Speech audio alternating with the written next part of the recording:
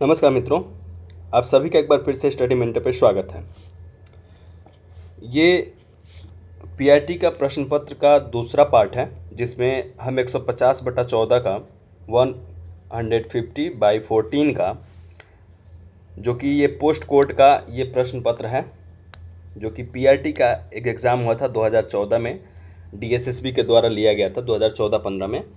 तो उसका प्रश्न पत्र का ये पार्ट 2 है। पार्ट 1 में हमने जो कॉमन पेपर होता है उसे करा था, जिसमें कि जो 100 क्वेश्चंस आते हैं अदर सेक्शंस को मिला के, जिसमें कि जनरल अवेयरनेस से लेकर रीजनिंग, मैथमेटिक्स और दोनों भाषा, उसको हमने पिछले वीडियो में करा था और काफ़ी अच्छे से हमने उस सभी का आंसर भी देखा था, जो कि मैंने टिक कर दिया ऑलरेडी क्वेश्चंस के साथ, ताकि आपको असुविधा नहीं हो, ज़्यादा से ज़्यादा सुविधा प्राप्त हो। आज हम पार्ट 2 करेंगे, जिसमें कि चाइल्ड साइकोलॉजी सब्जेक्ट स्पेसिफिक प्रश्न आते हैं, तो वो हम करेंगे, जिसमें कि 100 क्वेश्चंस होंगे, उन्हें हम देखने वाले हैं। ठीक है, चलिए इन सबको शुरू करने से पहले जो नए मित्र हैं वो चैनल को सब्सक्राइब कर लें। यहाँ नीचे जो है, यहाँ पे सब्सक्राइब का बटन होगा, आप उसे टिक कर दें, ताकि जो है आपको अपडेट्स नए मिलते रहेंगे। ठीक है, और हमारे ग्रुप सीटेट मेंटर को आप, जिसका लिंक हमने नीचे प्रोवाइड कर दिया है आपको, CTET mentor for KVS, NVS, DSSB, और साथ के साथ बीएड या आप कोई भी एंट्रेंस एग्ज़ाम की एजुकेशन से रिलेटेड तैयारी करते हैं, तो उसका लिंक हमने आपको अवेलेबल करा दिया है नीचे, आप उसे ज़रूर ज्वाइन करें ग्रुप को। यहाँ पे अभी सीटेट के लिए और डीएसएसबी के लिए टेस्ट सीरीज जो है चल नहीं रही है, 3 सितंबर से शुरू होगी, जिसमें कि हमने पीआरटी में एनवायरमेंटल साइंस से आपसे जो है हर सप्ताह में एक टेस्ट लिया जाएगा, जिसमें 20 से 25 क्वेश्चंस होंगे। ये बिल्कुल फ्री है और आप सभी के लिए है। आप ज़्यादा से ज़्यादा संख्या में ज्वाइन करें, अपने मित्रों को भी बोले कि सीटेट मेंटर ग्रुप ज्वाइन करें, काफ़ी आपको फ़ायदा होगा। ठीक है, चलिए। और जो बुक्स के लिए मैंने आपको बोला था कि अमेज़न की मैं लिंक प्रोवाइड करा दूंगा, वो मैंने पिछले वीडियो में करा दी है, और इसमें भी मैं जो सीटेट के ओल्ड पेपर्स हैं, जो कि पेपर 1 के लिए हैं, जिसे आपने क्वालिफाइड किया होगा, जो आप ये फॉर्म भरे हैं डीएसएसबी के एग्ज़ाम के लिए, तो आप अगर ओल्ड पेपर सॉल्व करते हैं ज़्यादा से ज़्यादा सीटेट के, तो आपको ज़्यादा फ़ायदा होगा, स्पेशली चाइल्ड साइकोलॉजी सेक्शन में, क्योंकि सीटेट का स्टैंडर्ड काफ़ी अच्छा होता है और डीएसएसबी भी लगभग उसी स्टैंडर्ड को मेंटेन करने की कोशिश करेगा और रहेगा भी उसी स्टैंडर्ड का प्रश्न। तो आप 100 क्वेश्चन आपको करने हैं, आप उसे करें। सीटेट के जो ओल्ड पेपर्स हैं 2009-10 से लेके अब तक के, ठीक है। तो अगर आपके पास नहीं है तो मैंने नीचे लिंक दे दिया है अमेज़न का, अमेज़न पे जाके आप बाई कर सकते हैं, लिंक से ही चले जाएं, सीधे आप उसी किताब पे पहुँचेंगे। दूसरी बात की, अगर चाइल्ड साइकोलॉजी आपकी वीक है बहुत ज़्यादा, तो आप डाइट की जो है अपनी नोट्स अगर आपको मिल जाए, डाइट जो आपने किया होगा या जेबीटी, तो वो अगर मिल जाए तो बहुत अच्छा है। अगर नहीं मिलता है तो उसके लिए भी मैंने 2 नीचे लिंक आपको, अरिहंत पब्लिकेशन की किताब आती है वो, और एक लूसेंट की भी आती है, तो मैं देख लेता हूँ कि अमेज़न पे कौन कौन सा अवेलेबल है, मैं उसकी लिंक जो है आपको प्रोवाइड करा दूंगा। आप प्रश्न पत्र करें और साथ के साथ इन दोनों मटेरियल्स को भी ले सकते हैं। अगर डाइट नहीं भी मिलता है तो आप अगर इसको भी ले लेते हैं तो काफ़ी रहेगा। देखिए, अगर इसके अलावा आप चाइल्ड साइकोलॉजी पे अरुण कुमार सिंह या अदर ऑथर की बुक्स आती है, लेकिन वो काफ़ी मोटी है, लगभग 200-300 पेज की है, उतना पढ़ना पॉसिबल नहीं है। तो ज़्यादा बेहतर होगा कि आप सीटेट का ओल्ड पेपर सोल्व करें, और जितना ज़्यादा पेपर सोल्व करेंगे उतना ही आपके लिए बेहतर रहेगा। और अरिहंत की जो डिस्क्रिप्टिव आती है यूनिट वाइज, वो भी ठीक है, या लूसेंट की भी आप ले सकते हैं। तो लूसेंट की किताब की वैसे मैंने पिक्चर तो है, जो पीआरटी के लिए मैंने पिछली वीडियो बनाई थी, जिसमें कि बुक्स लिस्ट वगैरह हैं, वहाँ पे मैंने दे दी है, उसकी पिक्चर्स दिखाई है उस किताब में, उस वीडियो में, ताकि आपको जो है वो किताब लेने में सुविधा हो।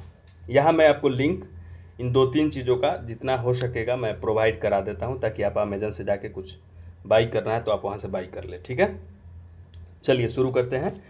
शुरू करने के लिए जो है, इसमें ये प्रश्न है और मैंने ये आंसर इसका जो है, जो ऑफिशियल आंसर है, ये नहीं कि कहीं से भी किसी का भी आंसर, ये ऑफिशियल आंसर है और जो डीएसएसबी के द्वारा जारी की गई थी, तो मैंने उससे जो है आपके क्वेश्चंस को टिक कर दिया है, ताकि आपको जो है दिक्कत नहीं हो।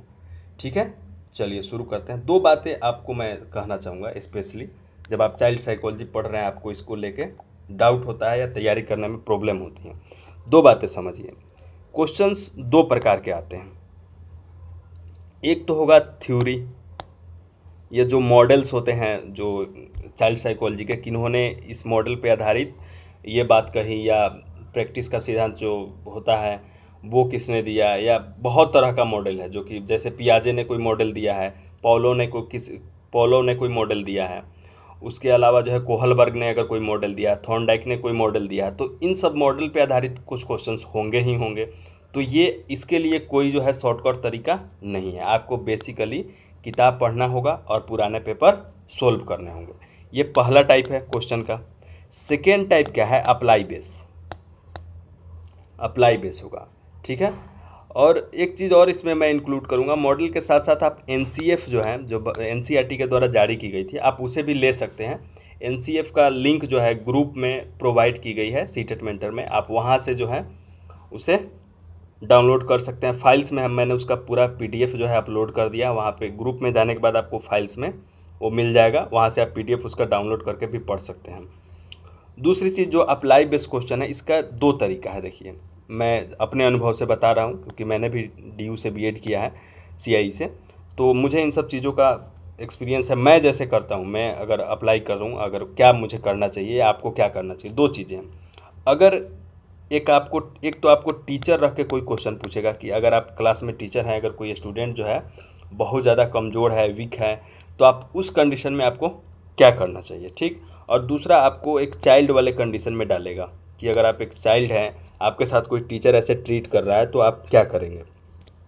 दो कंडीशन होती है, ठीक है। अब इन दोनों कंडीशन में करना क्या होता है कि ये अप्लाई बेस है, तो इसमें क्या कीजिए कि आप जब आपको एक टीचर के रूप में रखा जाता है तो आप अपने उस आदर्श आइडियल टीचर को याद करें जो कि आपका कभी फेवरेट टीचर होता था, उसके कौन कौन से फीचर्स आपको पसंद आते थे, ठीक है।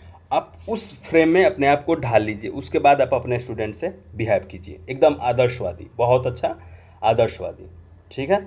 या फिर अगर ऐसा कोई टीचर आपकी नज़र में नहीं था या नहीं है, तो आप क्या मानते हैं कि सबसे बेहतरीन टीचर कैसा हो सकता है, एक टीचर की सबसे अच्छी गुण क्या हो सकती है, सबसे अच्छी क्वालिटी क्या हो सकती है, अपने स्टूडेंट के प्रति उसे कैसा बिहेव करना चाहिए।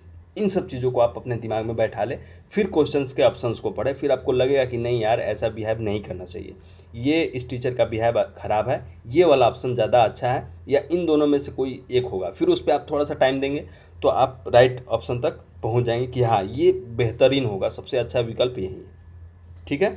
हम आगे अप्लाई बेस चाइल्ड में भी, अगर आप स्टूडेंट कंडीशन में भी आपको रखता है तो आप ये मन में बिठा लें कि एक आदर्श टीचर जो आप कैसा हो सकता है, आप क्या सोचते हैं कि एक आदर्श टीचर में क्या क्या गुण होता है। तो दोनों ही कंडीशन में कभी आपको टीचर बन के सोचना है, कभी आपको स्टूडेंट बन के सोचना है। फिर जब आप एप्लीकेबल बेस क्वेश्चंस को करेंगे तो आप ज़्यादा से ज़्यादा क्वेश्चन पे राइट ऑप्शन तक पहुँचने में आपको आसानी होगी। ये अप्लाई बेस है। दूसरा थ्योरी, जैसे मैंने बोला कि आपको पॉलो पढ़ना पड़ेगा, थॉर्नडाइक पढ़ना पड़ेगा, कोहलबर्ग पढ़ना पड़ेगा, पियाजे पढ़ना पड़ेगा, तो ये सब आपको पढ़ना ही पड़ेगा। एनसीएफ थोड़ा देखना ही पड़ेगा क्योंकि इसका कोई विकल्प नहीं है, ये तो आप ही को मेहनत करनी पड़ेगी। मैं आपको मटेरियल्स ज़रूर प्रोवाइड कर दूंगा, या उससे रिलेटेड जो चीज़ें हैं डिस्क्रिप्शंस के साथ मैं अवेलेबल जितना हो सकता है मैं कराता ही हूँ, और ग्रुप पे लगातार करा भी रहा हूँ। आप ग्रुप में फाइल्स में देखेंगे या गैलरी में देखेंगे, लगभग सारी चीज़ें अवेलेबल करा दी गई है। तो आप एक बार जाए वहाँ पर और वहाँ से देखें चीज़ों को, ठीक है। चलिए शुरू करें। देखिए, पहला ही क्वेश्चन इन्होंने कुछ ऐसा पूछा है, in your class you find that some student can not understand a topic because of the wide gap of their previous knowledge, what would you do. ठीक है, यहाँ पे आपको क्या बनाया है, यहाँ पे उन्होंने आपको एक टीचर बना दिया है कि आप एक क्लास में पढ़ाने जा रहे हैं। तो वहाँ पे देखते हैं कि कुछ स्टूडेंट्स जो हैं, कुछ स्टूडेंट्स के एजुकेशनल में या इन्वायरमेंट, जो पारिवारिक इन्वायरमेंट था या आसपास का इन्वायरमेंट था, उससे उनके नॉलेज का जो इतना गैप आ गया है, जो पुराना उन्होंने नॉलेज गेन किया उससे इतना गैप आ गया है कि वो क्लास के साथ खुद को एडजस्ट नहीं कर पा रहे हैं। तो इस कंडीशन में आप क्या करेंगे। अब देखिए, अब आप सारे ऑप्शंस को पढ़िए, 4 ऑप्शंस दिए गए हैं। ए देखिए, ए में arrange extra classes to help them, बिल्कुल सही ऑप्शन जा रहा है ये। दूसरा देखिए, ask the parent to arrange help at home, अब उसके घर पे जाके आप उसके पेरेंट्स से हेल्प के लिए बात करेंगे, हेल्प आप खुद करेंगे उसके घर पे जाके, तो ये थोड़ा सा अनावश्यक लगता है, क्योंकि आप फिर आपका एक्स्ट्रा समय बर्बाद होगा, उससे स्टूडेंट के भी जो पर्सनल लाइफ है, खेलने कूदने की लाइफ है, उन सब पे भी इम्पैक्ट पड़ेगा। ठीक है, तो ये ऑप्शन गलत हो जाता है। तीसरा देखिए, कंटिन्यू विद योर क्लास, तो इसका मतलब है कि आप छोड़ रहे हैं, नेग्लेक्ट कर रहे हैं चीज़ों को। आप टीचिंग में आ तो गए हैं, लेकिन आपके पास टीचर वाले गुण नहीं है। ठीक है, तो ये ऑप्शन बिल्कुल गलत है, आप ऐसे नेग्लेक्ट नहीं कर सकते। अब प्रिंसिपल के हेल्प का आप वो इंतज़ार करेंगे या भरोसा करेंगे या बात करेंगे, ये सब बेकार की बातें हैं, आपको खुद करना होगा। तो देखिए, आप सीधा जो है आंसर चीख चीख के कह रहा है कि मैं राइट आंसर हूँ, ये बिल्कुल आसानी से आप पहुँच जा रहा है। तो वही मैंने जो आपको बोला था कि एक कंडीशन में आप टीचर बनिए और एक कंडीशन में आप स्टूडेंट बनिए, और फिर जो है आप मूल्यांकन कीजिए कि कौन सा टीचर का रूप बेहतर है, कौन से स्टूडेंट का रूप बेहतर है। आप खट से राइट आंसर पे पहुंच जाएंगे बिल्कुल किसी परेशानी के। ठीक है, तो 101 में यही चीज़ पूछा गया था। 102 में है, the young children have become inattentive in the class, which is the following strategies is more appropriate to regain their attention. ये जो है पूछा है कि क्लास में अगर कोई बच्चा जो है ध्यान नहीं दे पा रहा है, तो आप क्या करेंगे उसके लिए। तो ये अप्लाई बेस ये भी है, बहुत आसान है ये। राज जो है के पास जो है ऐसा अगर वो बिहेव करता है, ऐसा एक्टिविटी करता है, तो उसके पीछे रीजन क्या है, तो उसी चीज़ को दिखाया गया कि आखिर उसके मन में क्या चल रही है। 103 नंबर देखिए, उसके मन में क्या चल रही है, उसके मन के कंडीशन को दिखाया गया कि आखिर जो वो अभी ऐसा बिहेव कर रहा है, ऐसी एक्टिविटी कर रहा है, उसके पीछे रीजन क्या है। तो वो एक रिजेक्टेड चाइल्ड रहा है बचपन से ही, तो इसलिए उसका बिहेव जो है ऐसा बन गया है। यहाँ पे देखिए, ये जैसे कि ये 104 नंबर देखिए, ये मॉडल्स और थ्योरी से आधारित है कि ऐसा जो फिजिकल ग्रोथ जो है कब सबसे ज़्यादा होगा। तो ये इन्हीं के लिए आपको पढ़ना पड़ेगा। आप लाइव बेस तो आप कर लेंगे, मैंने कितना आसानी से आपको समझाया कि दो तरह का प्रश्न पता था सिंपली। एक तो मॉडल या थ्योरी पे आधारित या गवर्नमेंट की रिपोर्ट पे आधारित, वो आपको पढ़ना ही पड़ेगा। और सेकेंड थिंग कि आपको जो है एप्लीकेबल बेस, तो वो देखिए 104 जो है मॉडल सिद्धांत से संबंधित है, इसके लिए आपको किताब पढ़ना ही पड़ेगा। 105 भी वही है, the psychologist who defined moral development. Moral development के लिए जो साइकोलॉजिस्ट, कौन से साइकोलॉजिस्ट थे जिन्होंने काम किया, तो पियाजे ने किया था, तो उसी चीज़ को इन्होंने पूछा, इसके लिए आपको पढ़ना ही पड़ेगा। और सीटेट का पेपर सोल्व करना इसके लिए सबसे बेहतर ऑप्शन है। The first teacher of the child is, कौन सा होता है, तो ये पेरेंट होता है, जनरल बात है।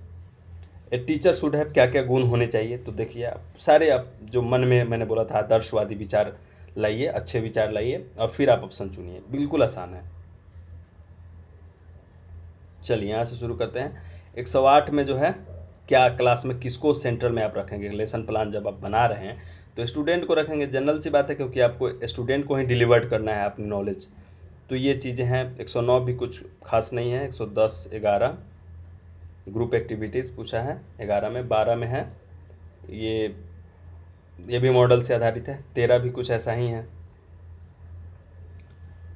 उसके बाद 14 में जो है स्टूडेंट के लिए आपका जो है कंडीशन पूछा है, क्या होना चाहिए इसमें, फॉलोइंग, ठीक है, 15 भी हो जाएगा।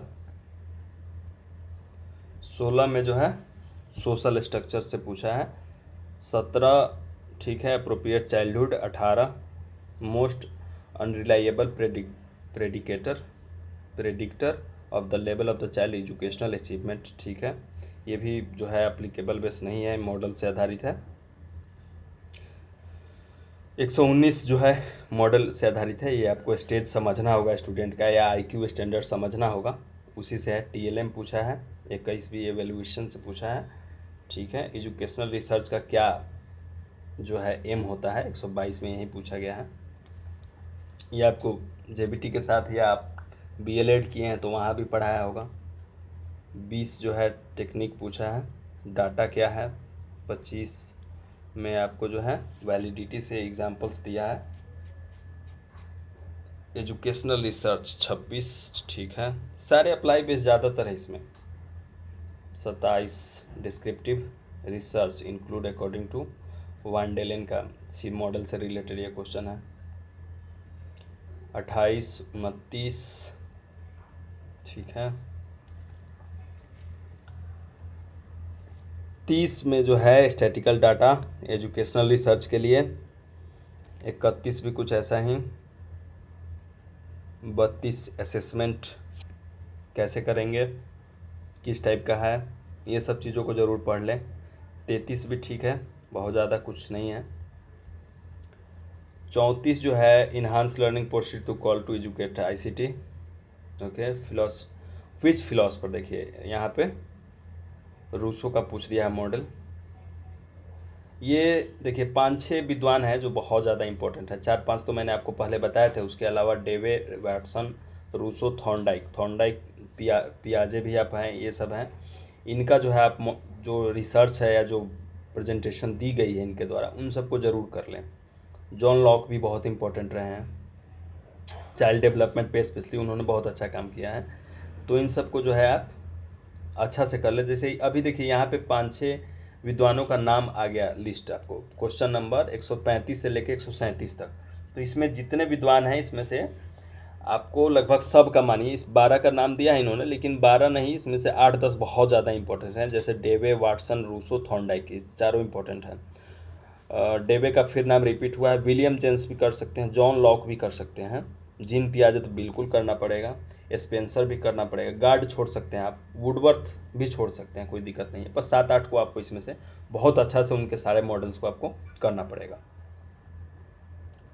39 है which educator presents law of readiness. ठीक है, ये सीधे मॉडल से रिलेटेड है। मॉडल से रिलेटेड भी इन्होंने बहुत ज़्यादा क्वेश्चन इधर देखिए, यहाँ पे बहुत ज़्यादा क्वेश्चन इधर रखा है उन्होंने। थॉर्नडाइक से भी लगातार क्वेश्चन पूछा है, 42, 43, 44 learning process, 45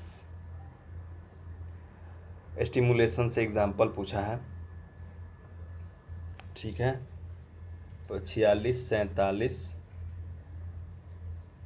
in 1974 university grant commission was established in Islamabad. अच्छा, ये वहाँ का होगा। The university grant commission started training with both degree college and universities के लिए। ठीक है, at the time of partition in 1947 there were 40 college in working. Okay, तो ये सब फैक्ट है, ये तो आपको याद करना ही पड़ेगा। पार्टीशन के समय यूनिवर्सिटी कितनी थी, कॉलेज कितने थे।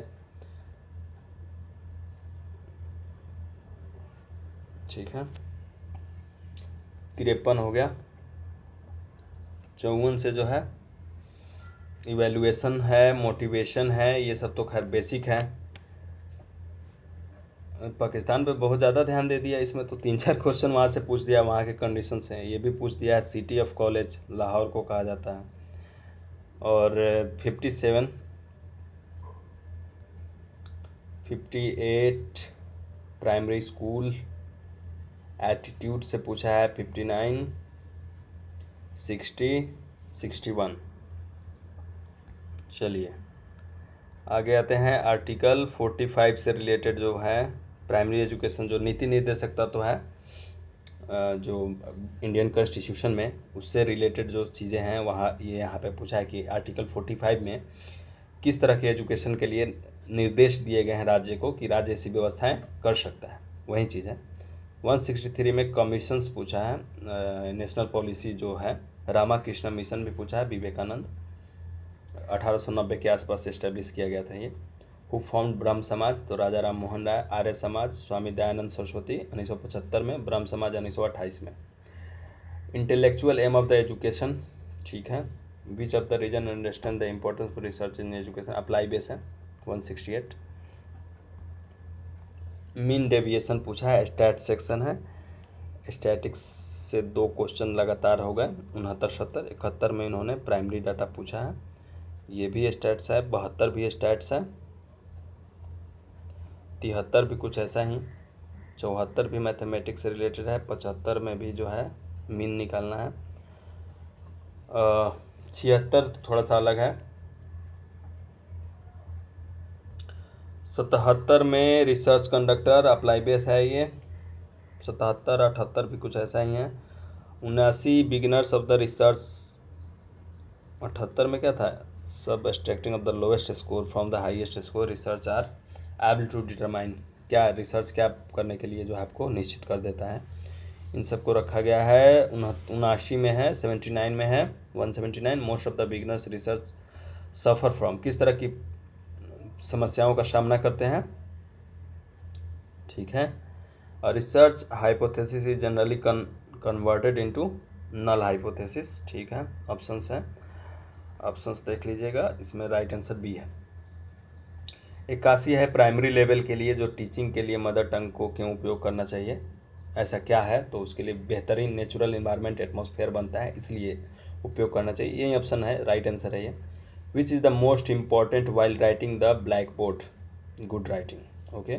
It is advantage of giving homework, that क्या होता है कि क्या फ़ायदा है होमवर्क देने से स्टूडेंट्स को, वो चुनना है। एप्लीकेबल बेस्ड क्वेश्चन है। Deepavali fair is being organise in your school, what would you like to do, तुम क्या करना चाहोगे, ओके। 85, ठीक है। 86 में भी कुछ ऐसा ही है, एजुकेशनल रिसर्च। 87, ओके, आसान है ये भी। 88 में भी कुछ खास नहीं है। 79, ठीक है। Important, what is most important for a teacher, वहीं अप्लाई बेस, आप क्या देखते हैं टीचर में बेहतरीन गुण क्या होता है, तो स्टूडेंट की सभी तरह की समस्याओं को सोल्व करना, बिल्कुल सही। 190, ओके, एप्लीकेबल है। Most important indicator of quality of education in the school क्या है, ये चुनिए। 92 देखिए, which philosophy develop the monitorial system in classroom, तो वैदिक। 193, ओके, फंडामेंटल राइट्स है, right answer. Following mobility is not related it modernization, physical mobility, ठीक है। वो ये मॉडल से आधारित है। The IQ of 25 year old boy whose mental age is 16 will be कितना, तो IQ से मैंने पीछे भी आपको कहा था कि IQ वगैरह अच्छे से कर लीजिएगा, मोटिवेशन, IQ, ये सब जो है क्वेश्चन पूछते हैं। 97 है, चिल्ड्रंस के ग्रुप से रिलेटेड कि कैसे उसे टीच करेंगे, ठीक है, यहाँ पे भी अप्लाई है। 199, is not correctly matched, okay. Which of the following is not measure of depression, ठीक है। तो ये सब चीज़ें जो है आपको करनी है। किताबों की सूची मैं नीचे दे रहा हूँ, आप उसको उसमें से जो जो ठीक लगे आप बाई कर लीजिएगा। और सीटेट मेंटर ज्वाइन कीजिए, चैनल को भी सब्सक्राइब कर दीजिए। मैं पूरी कोशिश करूँगा कि अगले 2-3 दिन में आपको एक और प्रश्न पत्र, जो DSSB के एग्ज़ाम का ही अलग साल का अलग प्रश्न पत्र, मैं उसे लेकर आपके समक्ष फिर से उपस्थित होऊंगा। फिर मिलते हैं जल्द ही आपसे, ठीक है। चलिए मिलते हैं अगली वीडियो में, नमस्कार।